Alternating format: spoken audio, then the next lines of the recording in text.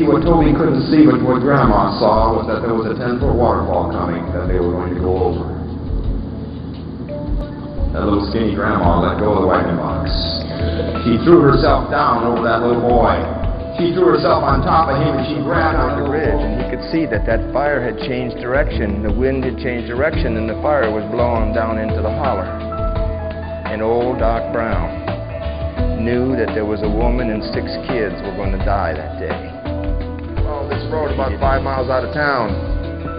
When that road just disappears and stops, you'll find yourself in front of one of the biggest, nastiest swamps you ever saw in your life. And had you been there 150 years ago, you would have seen a small, thin, brown hand of a 12-year-old Ponca Indian boy slowly come up through the brush pile.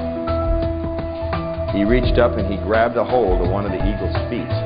Welcome to the American Pathway. My name is Russ Schallock. I've been a dramatist and a storyteller for many years. We take you back in history, back to another time. We take those characters and we lift them right off the page. And we put those characters right before your students.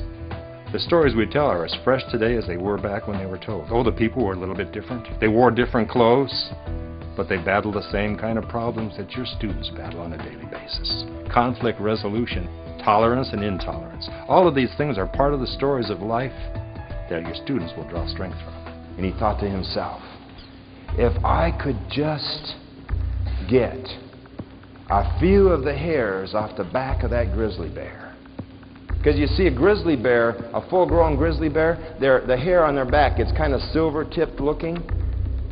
And he thought to himself, if I could get a handful of those silver-tipped hairs, then I would be able to prove that I got close enough to a 1,000-pound grizzly bear to pull his hair.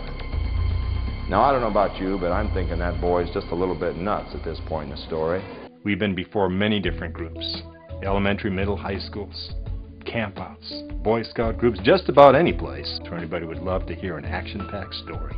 60,000 herds of buffalo in this herd were stampeding as the buffalo hunters were driving them.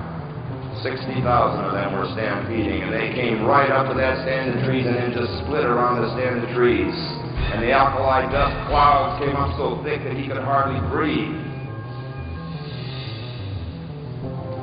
He didn't know what was going on. He saw a man on the back of a horse holding a rifle like this. He had the rifle up in the air. He was riding on the back of the horse, hanging on just with his knees. Sometimes the hunters would go into that swamp and maybe they would shoot a pig if they could find one. But there were a lot of pigs in there, and the best men in the state had come to try to catch those pigs, and they couldn't catch them. All these men tried to catch those pigs, old man, old crookedy old man like you sure ain't never going to catch those pigs. Why don't you go on home, old man, save yourself some trouble. And as the moonlight hit her eyes were blood red. And she was huge. She was a huge bear, bigger than he expected. And he wondered whether or not her back would be higher than he had planned. She opened her mouth and snarled, and he could see the moonlight glisten off of her teeth.